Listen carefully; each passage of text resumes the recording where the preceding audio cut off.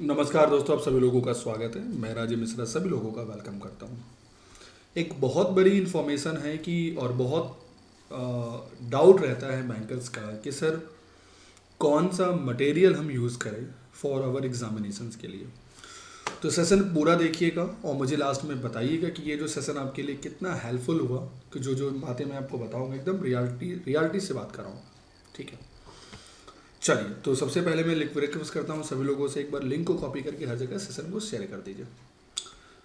अब सबसे पहला क्वेश्चन तो ये आता है कि सर कुछ लोग कहते हैं कि मैकमिलन की बुक ले लीजिए, कुछ लोग क्या कहते हैं, बहुत सारी चीज़ें आती हैं। तो क्या हमें सारे बुक्स को ख़रीदना होगा? क्या हमें सारे बुक्स को रीड आउट करना होगा? हमारे पास उतना टाइम नहीं है कि बैंक की जॉब भी करे, बुक्स को गो थ्रू करे। तो मैं कुछ बात एकदम फ्रेंकली बोलूँगा जो एकदम रियलिटी है, जो रियलिस्टिक में हम लोग बात करेंगे। सबसे पहले हम सभी लोगों को पता है कि हमारे सामने 4 पेपर हैं। The paper 1, Indian economy and Indian financial system. The paper 2, which is called principle and practice of banking. The paper 3, which is called accounting and financial management for banker. And paper 4, which is called retail banking and wealth management. ये 4 paper हैं और हमको पता है इन चारों के लिए हमें 4 तरह की बुक्स खरीदनी पड़ेगी। ऐसा नहीं, बिल्कुल ख़त्म, कुछ नहीं सोचना है। बहुत ऐसे चैनल मैं देखता हूँ यूट्यूब पर जो एडवाइस करते हैं कि आप मैकमिलन की बुक खरीदिए। नो डाउट ये एडवाइस एकदम अच्छा है, बट एक बात याद रखना कि हमें पहले नॉलेज पे फोकस नहीं करना है। समय अगर कम हमारे पास है, अब सारी बुक्स को आप गो थ्रू और रिवाइज करेंगे तो बिल्कुल सही बात है। नॉलेज पॉइंट ऑफ व्यू से तो बिल्कुल सही बात है। पहला काम क्या है कि इस साल हम जेईबी को क्लियर कर लें, उसके बाद नॉलेज लेते रहेंगे। मतलब ज़रा समझिएगा कि आपको 4 बुक नहीं खरीदनी, नॉट नेसेसरी। तो क्या मटेरियल आप फॉलो करेंगे, कैसे फॉलो करेंगे, मैं आपको वो बता देता हूँ। सबसे पहले अगर मैं कहूँ आपको, so I will suggest you to do not touch book right now. Books को नहीं टच करना है, अभी समय नहीं है बुक्स को टच करने का। और ऐसे बहुत सारे बैंकर्स हैं जो कहते हैं कि सर हम कॉमर्स बैकग्राउंड से नहीं है, हमें समझ में नहीं आता है डेबिट और क्रेडिट क्वेश्चन। तो एक बात तो मैं कहना चाहूँगा सभी लोगों को, जैसे कि ओलिवबोर्ड हमेशा से फेमस रहा है कंटेंट के मामले में, तो यहाँ भी जो ओलिवबोर्ड की टीम है और जो कंटेंट टीम है, उनकी कैपेसिटी है कि आपके सारे कॉन्सेप्ट को क्लियर कर दें विद इन 1 सेशन में। जैसे मैंने एक सेशन ऑर्गेनाइज किया, चाहे वो पेड हो चाहे यूट्यूब पर हो, और उस सेशन में सपोज कोई टॉपिक है तो उस टॉपिक को हम लोग इतने तरीके से बता देते हैं, चाहे वो ट्रिकी तरीका हो चाहे कॉन्सेप्ट तरीके हो, कि आपको वो टॉपिक समझ में आ जाएगा, गारंटी है। ये तो ओलिवबोर्ड पे भरोसा करना है आपको, ये ओलिवबोर्ड की हमेशा से पहचान रही है। हमारा जो एम होना चाहिए, अगर हम लोग के पास लास्ट में 1 मंथ बचा है और कोई अगर ये कहता है कि हम 95 स्कोर कर लेंगे, तो भाई वो बैंकर नहीं है, वो भगवान है। ये एकदम रियलिटी है। आपका जो एम होना चाहिए, वो एम अगर ऐसा एम भी है तो ये एम परफेक्ट एम है। 55 easily you can grab, 50, 55 and 50 and 65। अगर आपका एम ये भी है, आप इसमें 5 मार्क्स और ऐड कर लीजिए, यानी कि 55, 55, 55 और लास्ट में 65, बिकॉज ये वो पेपर है जिसको हम लोग कहते हैं retail banking and wealth management. जो पेपर 2 है विच इज़ कॉल्ड पीपीपी, बहुत ईजिली है इसमें 55 मार्क्स ले आना। हाँ, जो पेपर 3 है थोड़ा सा उसमें टाइम लगेगा। जो लास्ट वाला हम बात करते हैं, अगर हमारे पास 2 मंथ का समय है तो हम इतना भी स्कोर कर सकते हैं, यानी डिपेंड करता है कि आपके पास समय कितना बचा है। ठीक है, तो अगर हम बात करें तो ओलिवबोर्ड की पूरी टीम आपको, चाहे आईएफएस की बात करें, पीपीपी की बात करें, एएफएम की बात करें, रिटेल बैंकिंग वेल्थ मैनेजमेंट की बात करें, हम आपको सारे सेशंस दे रहे हैं। और आपको पता होगा कि हम लोग आपको मॉडल वाइज एमसीक्यूज करा रहे हैं।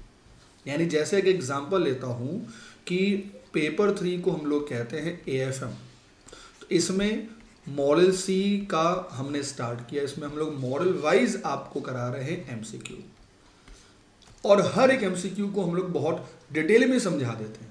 यानी आपको बस सुनना है 2 से 3 बार। गारंटी आपको जब दोबारा सुनेंगे ना, ये वो क्वेश्चन दोबारा देखेंगे, तो गारंटी है आपको ये जरूर लगेगा कि यस, मैंने कहीं ना कहीं तो सुना है।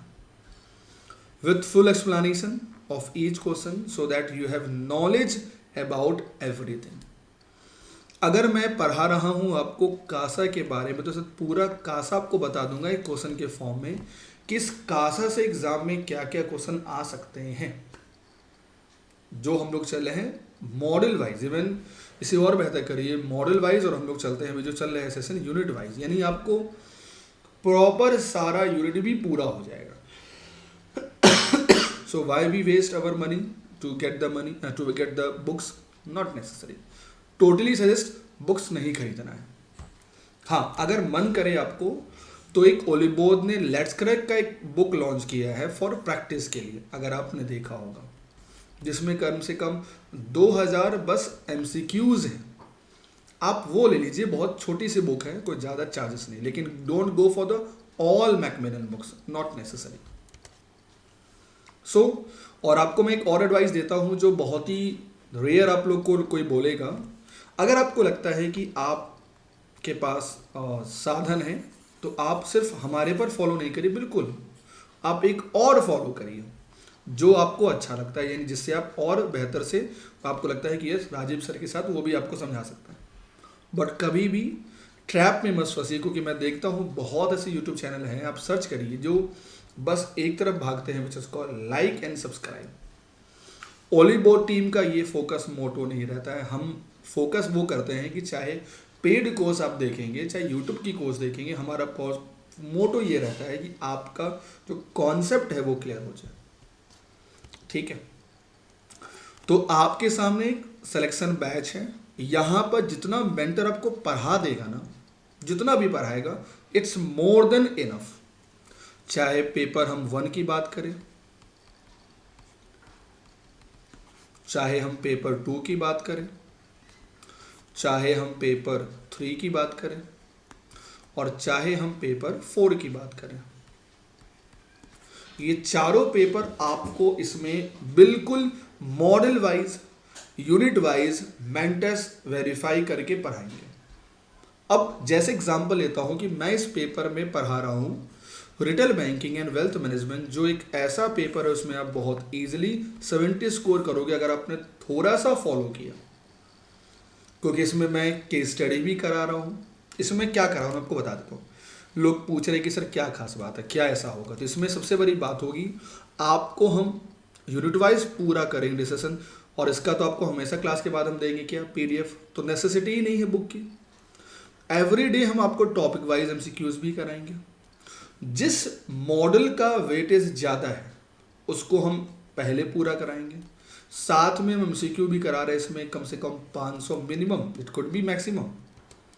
उसके बाद जो नॉर्मली लोग कराते हैं अलग से मैं साथ में करा रहा हूँ, 50 केस स्टडी भी मैं इस बैच में करा रहा हूँ।